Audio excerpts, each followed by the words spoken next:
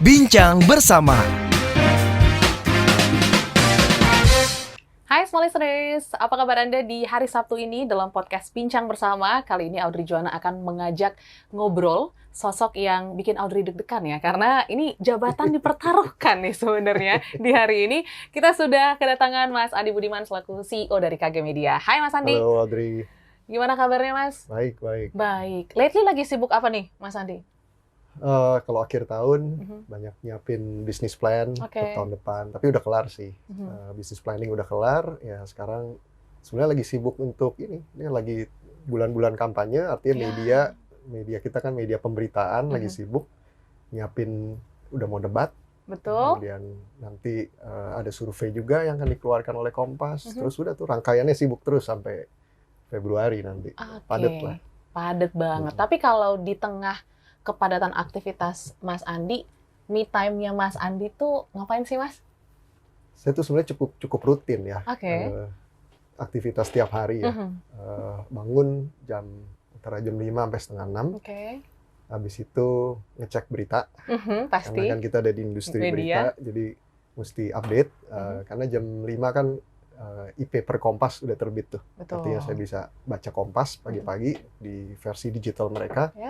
Terus buka media digital mau dalam negeri maupun yang luar negeri supaya dapat perspektif. Terus buka media sosial, bukan buat swiping tapi untuk ngelihat nih yang lagi direkomendasikan algoritma apa nih, yang lagi viral apa gitu. Itu jam 5, jam 6 biasanya udah mulai olahraga. Nggak lama-lama 1 jam. Jam 7 habis itu bersih-bersih, mandi. Anak-anak bangun tuh. Anak saya ada 2, masih kecil, umur 5, umur 3.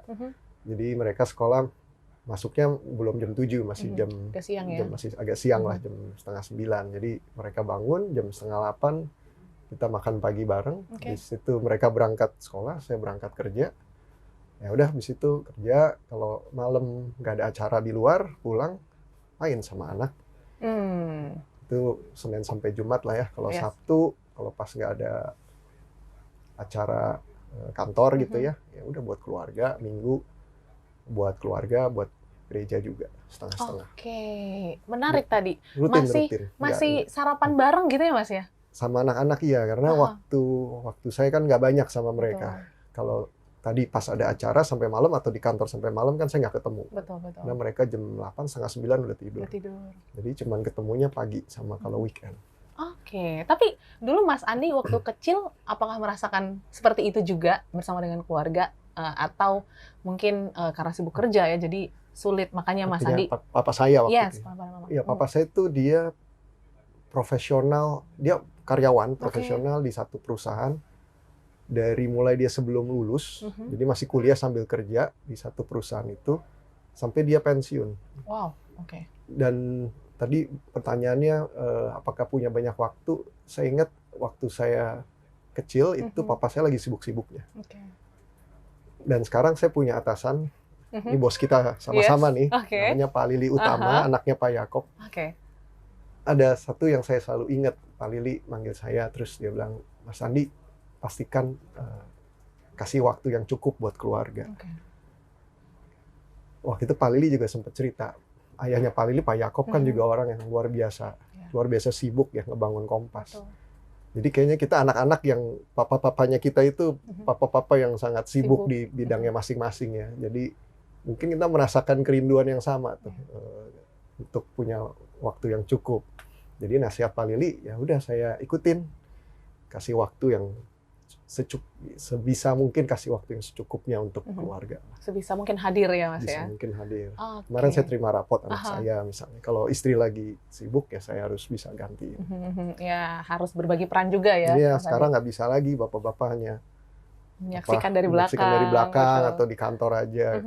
Kayaknya modelnya apalagi kalau milenial udah nggak gitu ya, harus involve di masa kembangnya anak ya. Ya, setuju banget Mas Andi. Dan kalau kita flashback nih ya ke masa kecil tadi Mas Andi sendiri, Mas Andi lahir besar di?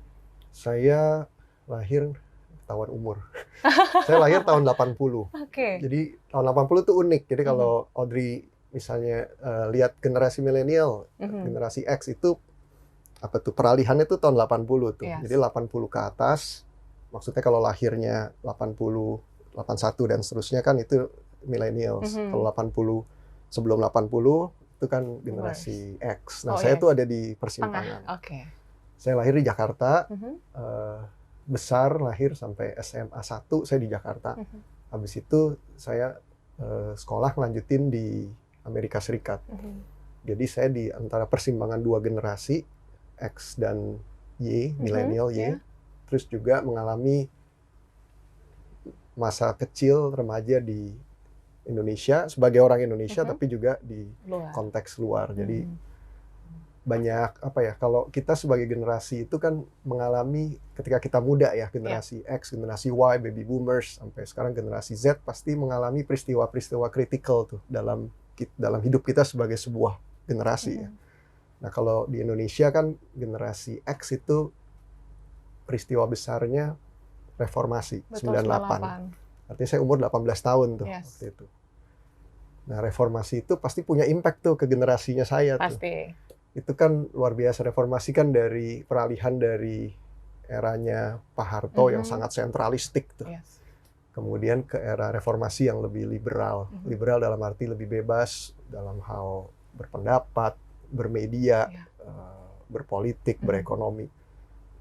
Nah, itu kan bisa reformasi itu bisa dicapai dengan idealisme perjuangan dari mahasiswa, dari generasinya saya tuh. Betul. Jadi idealisme itu kuat harusnya ya itu kuat di teman-teman saya nih di satu generasi. Nah, tapi kalau sebagai anak remaja yang juga besar di Amerika Serikat waktu itu peristiwa besarnya apa ya? Kelahiran internet. Maksudnya internet udah dari tahun 70 atau 80 tapi baru mulai kemudian menjadi mass ya, menjadi penggunaannya meluas kan di akhir 90-an, 2000-an. Nah, itu saya ingat waktu zaman kuliah tahun 98, 99 tuh udah pakai Google buat nge-search. Jadi cukup early lah saya mendapatkan exposure mengenai internet. Terus kalau di US, di Amerika tuh apalagi peristiwa besarnya tuh 9/11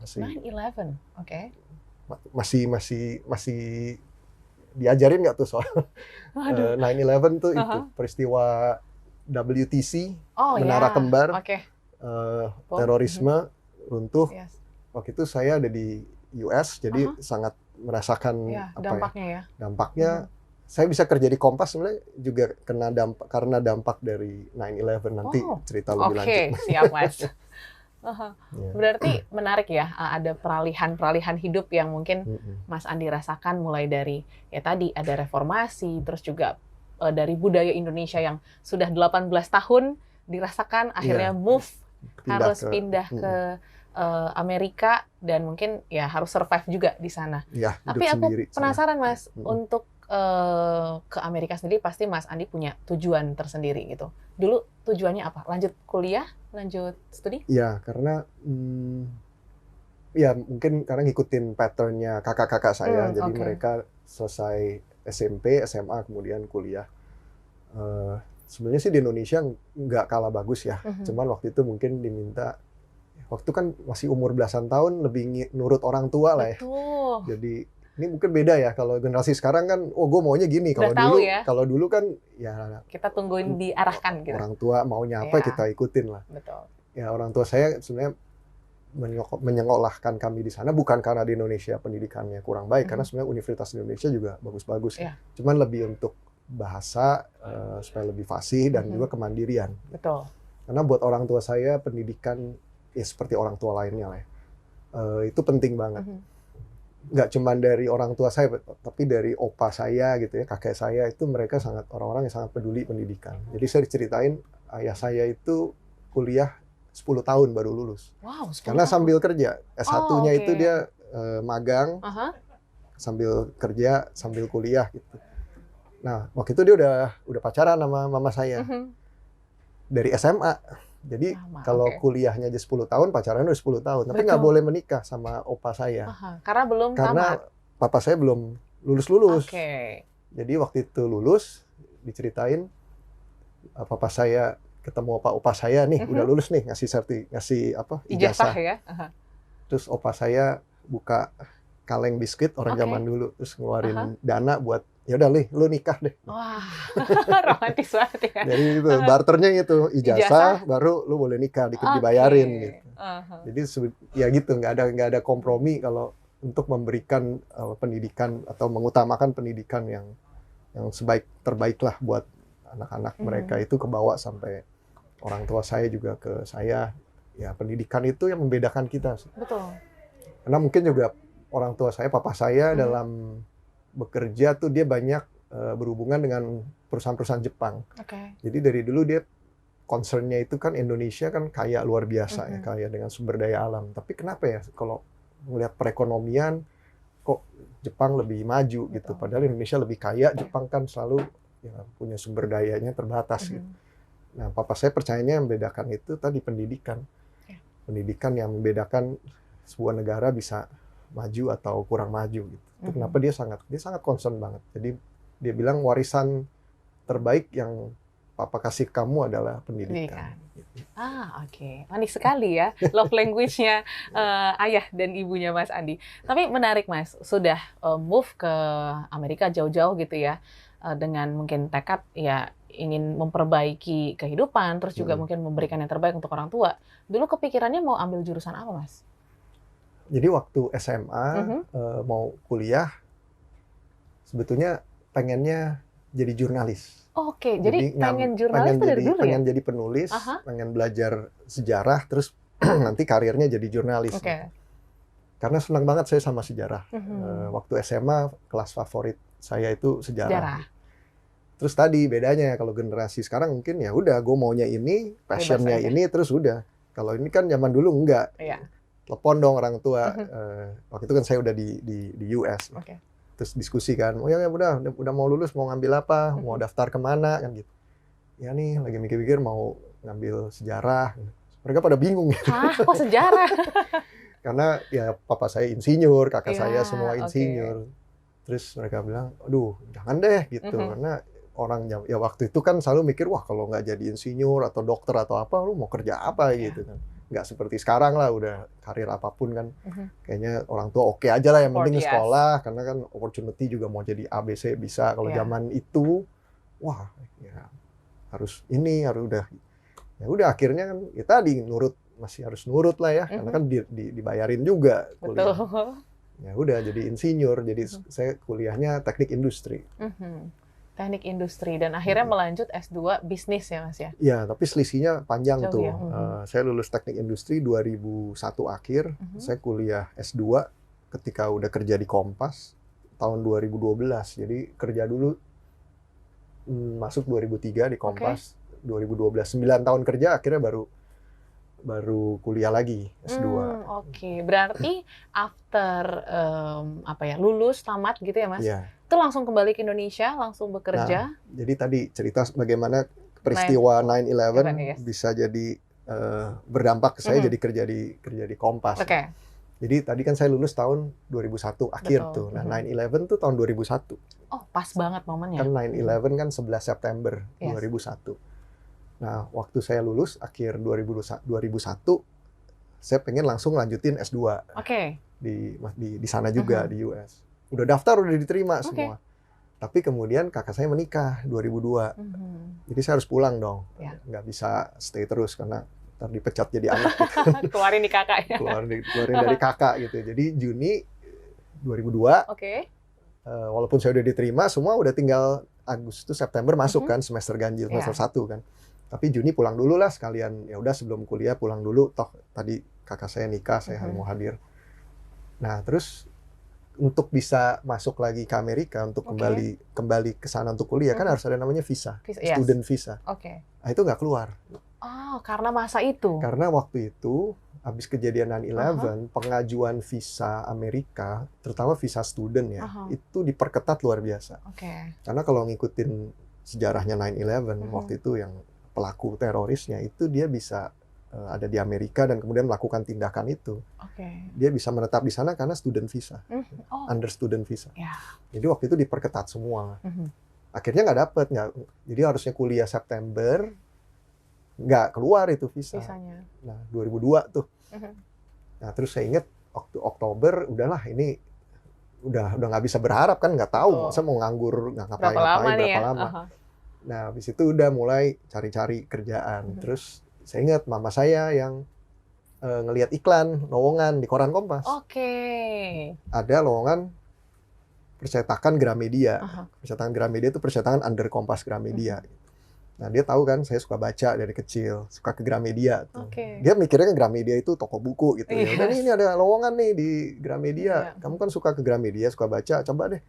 Ya udah, ya lucu juga ya kerja di Gramedia gitu. Banyak buku seru gitu. Seneng ya? Seneng. Nah Aha. udah ngelamar. Waktu itu akhir tahun tuh, akhir 2002 diterima, masuk Januari 2003. Oke. Nah itu pertama saya berkarir di Kompas sampai sekarang itu mulainya di Januari 2003. Oke. Jadi kalau nggak ada 9/11 saya udah Terbang ya? terbang, nggak akan mungkin nasibnya beda. Bikin talk show di sini juga Iya. kayaknya kita Dan nggak mungkin bisa menikah ketemu. juga mungkin sama Aha. orang lain karena saya ketemu sama istri saya kan di Kompas juga. Jadi jalur apa tuh namanya, jalur hidup saya pasti beda jauh Iya, tuh kalau waktu itu Mhm.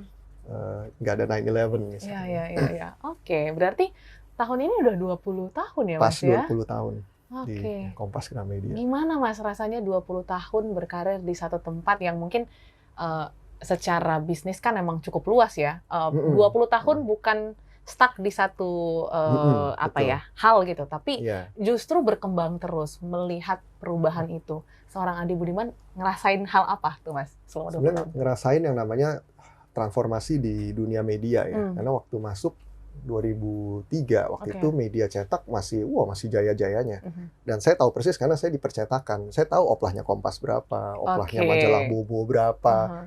waktu itu gitu ya. Yes. Dan waktu itu masih trennya masih bagus, masih tumbuh gitu ya. Dan makanya di percetakan kita juga menikmati karena kalau produknya ini kan kita sebagai yang memproduksi juga maju juga gitu. Iya.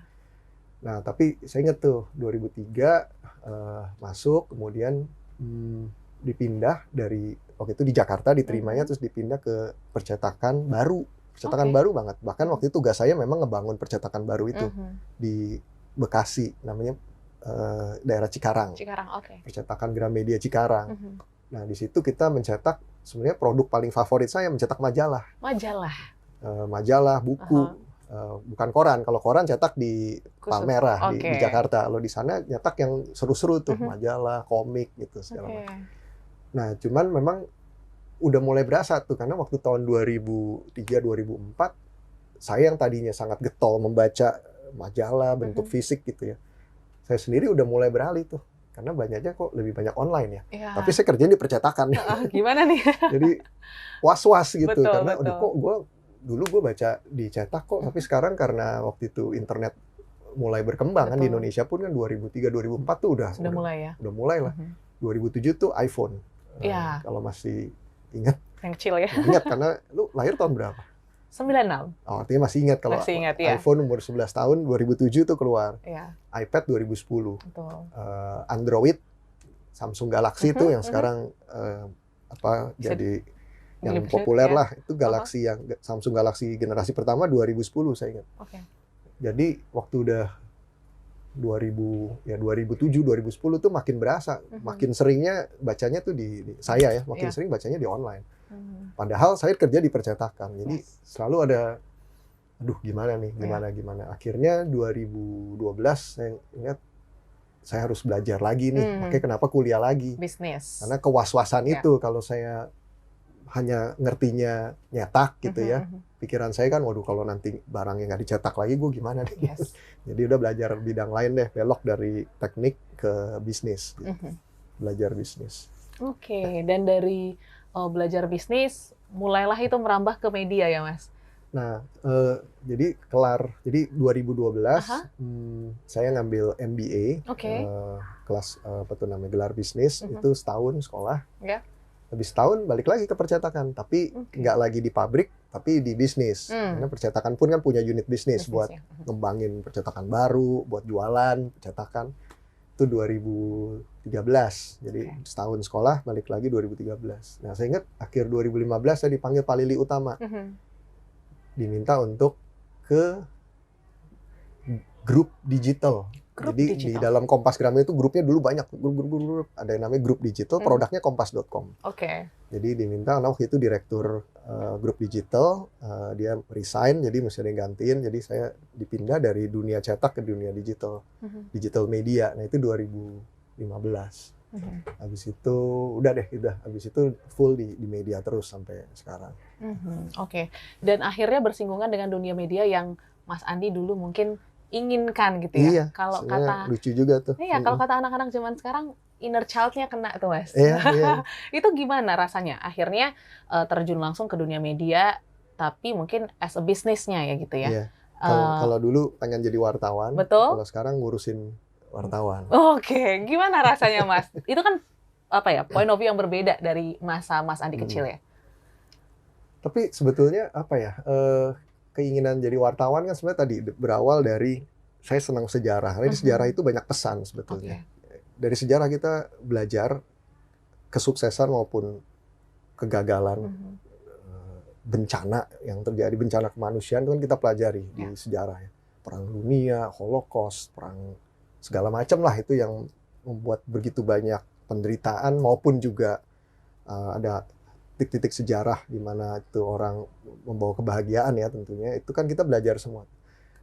Nah sebenarnya kemanusiaan itu jadi hal yang kita pelajari di sejarah dan itu kan berlanjut ke masa sekarang dan jurnalisme sangat dekat dengan kemanusiaan. Jadi sebenarnya tadi walaupun saya nggak jadi wartawan, tapi saya kerja di sebuah usaha untuk mencerahkan dan memajukan kemanusiaan itu. Jadi memang betul-betul juga tapi balik lagi ke dulu kenapa ya gue pengen ya ternyata memang itu. Jadi kena tuh sekarang. Inner child-nya gitu.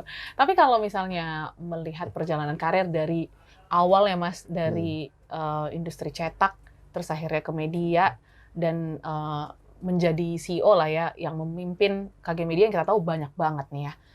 Ada mindset nggak Mas yang dulu awal masuk Kompas ada di benak Mas Andi berubah nih seiring berjalannya waktu atau value yang mungkin Mas Andi dapat? Itu enaknya kerja di Kompas. Value kita sangat konsisten. Waktu saya masuk tuh masih ada Pak Yaakob Utama. Kalau di Kompas kan pendirinya ada beberapa, ada banyak, tapi yang 2 orang yang biasanya kita sering perbincangkan kan ada Pak Yaakob sama Pak Oyong. Itu kan yang mencetuskan nilai-nilai values tadi. Betul. Kalau Pak Oyong saya nggak kenal karena Pak Oyong meninggal tahun 1980. Saya lahir 1980 nggak. Tapi kenalnya lewat tulisan beliau. Itu enaknya juga kerja di perusahaan yang foundersnya wartawan. Mereka senang nulis. Jadi kalau mau belajar nilai-nilai itu kita tinggal baca. Ada jejaknya banyak banget. Gitu. Kalau Pak Yaakob juga waktu saya masuk, Pak Yaakob udah senior lah ya. Nggak jarang lah. Dan dulu kan kita rakyat jelata gitu ya.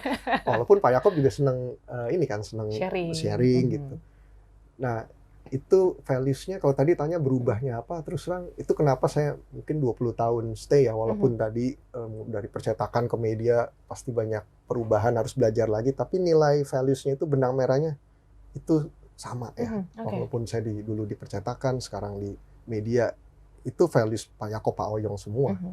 Kalau Pak Yaakob kan dia percayanya nih kita nih sebagai individu, mau secara individu maupun secara bersama-sama kan. Kita kan bekerja kan secara bersama-sama sebagai sebuah perusahaan. Kita kan terpanggil untuk melayani tujuan yang lebih besar daripada diri kita sendiri. Ya mungkin saat kita nyari kerjaan kan pasti tujuannya untuk diri sendiri atau untuk orang tua lah, menyenengin orang tua tadi. Tapi sebetulnya kalau Pak Yaakob percayanya terpanggilnya itu nggak cuma untuk tujuan kita sendiri, tapi untuk tujuan yang lebih besar, yaitu untuk tadi kemajuan bangsa, kemanusiaan. Itu humanisme transendental tuh kalau bahasa canggihnya, bahasa ilmiah. Kalau Pak Oyong beda lagi, dia lebih berkecimpung di bisnis dibanding kalau Pak Yaakob di kewartawanannya kuat. Pak Oyong juga wartawan, tapi di masa-masa akhir karirnya dia fokusnya banyak ke bisnis. Jadi banyak value-value bisnis yang dicetuskan beliau. Misalnya yang sekarang masih kepake ya buat saya sebagai pemimpin, bagaimana memilih pemimpin, terutama kalau saya ya nggak tahu lah dianggap pimpinan yang ada di top gitu ya, kan kita harus harus nyiapin regenerasi. Betul. Nah, Pak Oyong itu punya ide yang sangat kuat bagaimana seorang pemimpin harus mencari pemimpin berikutnya. Kalau di dunia kepemimpinan, leadership, teori leadership kan suka dipertanyakan tuh. Pemimpin itu terlahir apa tercipta? Yes. Buat Pak Oyong, dan ini ada di bukunya ya. Bukunya judulnya Hidup Sederhana Berpikir Mulia. Ya. Itu karangannya Ibu Helen, biografi mengenai Pak Oyong. Tapi di situ banyak tulisannya Pak Oyong. Nah, kalau Pak Oyong percayanya kalau pemimpin untuk level top atas atau direktur dan above gitu ya, itu bagi dia itu, atau seperti presiden atau seorang raja yang baik gitu ya, pokoknya untuk yang level pimpinan paling atas di bidangnya atau di negara, itu terlahir. Pimpinan yang baik itu terlahir. Karena argumen dia adalah kalau pemimpin itu bisa dididik, maka sistem monarki akan masih dominan saat ini. Sistem monarki artinya bahwa pemimpin itu dilahirkan, terus dia diteruskan lagi ke jalur keturunannya gitu ya. Karena sebuah monarki itu kan seringkali tumbang jatuh karena ya banyak hal, tapi juga karena seringkali karena rajanya buruk gitu. Nah, kalau seorang raja itu bisa dididik menjadi raja yang baik, artinya monarki itu selalu akan mendapatkan raja yang baik gitu. Karena pasti seorang raja kan dapat pendidikan yang terbaik tuh. Tapi faktanya banyak raja udah dididik dengan baik pun, tapi dia tetap akhirnya jadi raja yang buruk, dan itu kemudian membuat jatuh gitu ya. Jadi kenapa kemudian ada demokrasi? Karena kalau demokrasi kita bisa memilih pemimpin yang terlahirnya baik. Betul. Gitu ya. Di perusahaan apalagi sama gitu. Harusnya kita memilih pemimpin yang terlahirnya baik. Artinya watak baik itu menjadi kriteria utama. Nah, itu saya belajar banget values Pak Oyong dari buku beliau itu. Jadi banyak juga ya Mas Andi, karena tadi suka sejarah juga ya, jadi akhirnya mempelajari nilai-nilai, value-value, ataupun mungkin mindset dari sosok foundersnya Kompas Gramedia. Nah, mungkin yang menarik lagi Mas Andi, ini kan bicara tentang perjalanan karir nggak hanya sampai di sini ya Mas ya. Tadi Mas Andi katakan ketika di industri percetakan Mas Andi udah punya was-was tuh. Sekarang udah digital banget kok, kayaknya kalau ada di media sekarang was-was terus. Iya, harus was-was terus. Nah, itu gimana untuk memelihara was-was itu sehingga Mas Andi juga punya continuous learning gitu. Jadi pengen terus belajar hal yang baru, Mas. Mungkin boleh kasih tips. Iya, kalau di media, tapi saya nggak tahu karena saya ngobrol sama pimpinan-pimpinan perusahaan dari nggak cuma di industri media ya, di industri lain. Mereka selalu merasa bahwa industri gue terdisrupsi nih, atau perusahaan gue terdisrupsi. Walaupun saya suka, kita mungkin ngelihat ya, wah kalau industri itu kayaknya enak deh. Ya misalnya industri perbankan gitu, kayaknya kan stabil gitu ya. Tapi saya ketemu sama CEO sebuah perusahaan perbankan, dia bilang, waktu saya cerita media tuh terdisrupsi gini-gini, dia, kok sama ya? Oh, relate ya? Jadi relate. Nah, kalau industrinya terdisrupsi, apalagi disrupsinya itu siklusnya cepat ya. Artinya kita terjadi disrupsi kan kita menyesuaikan. Ketika kita lagi bilang, oh udah nih, kita udah bisa menyesuaikan. Terus ternyata disrupsinya beda lagi tuh. Sehingga kita adaptif, harus ada adaptasi lagi. Nah, kalau industrinya kayak gitu melulu, ya kita yang ada di industri itu artinya tadi harus punya kecepatan belajar. Istilah kerennya harus learning agility ya. Harus bisa agile kitanya sendiri supaya nggak stres sih. Karena kalau kitanya nggak ngikutin, kemudian kita ngelihat perubahan, artinya kita ngelihat perubahan itu kan di luar kendali kita tuh. Padahal kan kita bisa merespon terhadap perubahan itu secara internal organisasi ya. Tapi kita sendiri harus tahu kan, ini perubahannya apa dan cara meresponnya gimana. Nah, itu kan dengan belajar tuh. Nah, kalau di media nggak punya learning agility sebagai pimpinan ya, itu pasti stres tuh. Stres, susah, nggak bisa tidur gitu. Karena aduh ini gimana industri gue berubah gini-gini. Padahal kalau buat saya itu dinikmati. Karena justru kita nggak bosen belajar terus. Tapi harus bisa ngajak organisasi juga mau belajar. Nah, itu challenge-nya. Karena orang beda-beda kan. Ada yang, gue udah belajar nih. Gue pengen master di sini gitu. Istilah saya cerdas di masa lalu tuh. Nah, padahal masa lalunya udah lalu. Sekarang harus menatap masa depan. Seperti itu ya, Mas. Nah, kalau ngomongin tentang masa depan yang terakhir, Mas. Untuk Mas Andi secara personal gitu ya, masa depan ataupun harapan apa nih yang diharapkan untuk diri sendiri ya Mas ya? Tidak hanya sebagai CEO tapi juga mungkin sebagai orang tua, sebagai manusia lah. Iya, saya tuh ngerasa udah tua ya. Pasti nggak bisa secepat teman-teman yang fresh grad. Apalagi sekarang kan generasinya, generasi milenial, generasi Z itu udah proporsi terbesar penduduk tuh udah generasi Z dan milenial. Saya tuh mungkin udah lebih ke X ya. Artinya sebenarnya nggak bisa ngikutin ini media apa, konten seperti apa, itu udah kalah cepet tuh sama teman-teman yang sehari-hari memang mengkonsum konten-konten yang relate dengan generasinya. Dan saya sebagai profesional juga udah 20 tahun tadi. Artinya masa kerja saya menetap ke depan ya tadi, kalau nggak menetap ke masa lalu. Usia karir saya nggak sepanjang apa yang sudah saya lewati. Artinya ini harusnya udah mulai untuk nyiapin untuk ke fase berikutnya. Jadi harapannya sih 20 tahun jadi profesional yang baik, atau paling nggak saya merasa meniti profesi sebagai profesional yang baik, yang mungkin harus belajar jadi jadi bapak yang baik buat anak-anak saya. Anak-anak saya masih kecil, umur 5, umur 3. Saya harus, karir saya sama mereka lebih panjang daripada karir saya di perusahaan. Jadi harus latihan untuk lebih menatap masa depan, itu masa depannya lebih panjang sama keluarga daripada sama perusahaan. Tapi kalau di Kompas sendiri ya harapannya sih saya dan teman-teman tadi ya, saya sebagai individu dan kita sama-sama itu masih, walaupun tadi ya banyak disrupsi, banyak kesulitan, tapi kita masih pegang teguh lah nilai-nilai yang baik dan berjalan di jalan yang baik walaupun sempit mungkin susah gitu. Tapi kita tetap ada di on the right track lah untuk tadi ya, berjuang untuk terpanggil melayani kemanusiaan bangsa kita untuk lebih maju, lebih menghargai kebinekaan, lebih sejahtera. Nah itulah, lebih tercerahkan. Ya itulah Kompas Gramedia. Oke, ini sudah sangat komplit untuk mem-wrap up perbincangan kita bersama Mas Andi. Thank you Mas Andi. Thank you Audrey. Sharing-sharing. Semoga kita bisa mengambil value yang menarik ya dari perjalanan karir Mas Andi selama 20 tahun di Kompas Gramedia. Sukses selalu Mas, semoga bisa terus melahirkan pemimpin-pemimpin di Kompas Gramedia. Terima kasih. Kalau gitu kita pamit semuanya, sampai jumpa di episode berikutnya. Sehat selalu dan sukses untuk Anda. Bincang bersama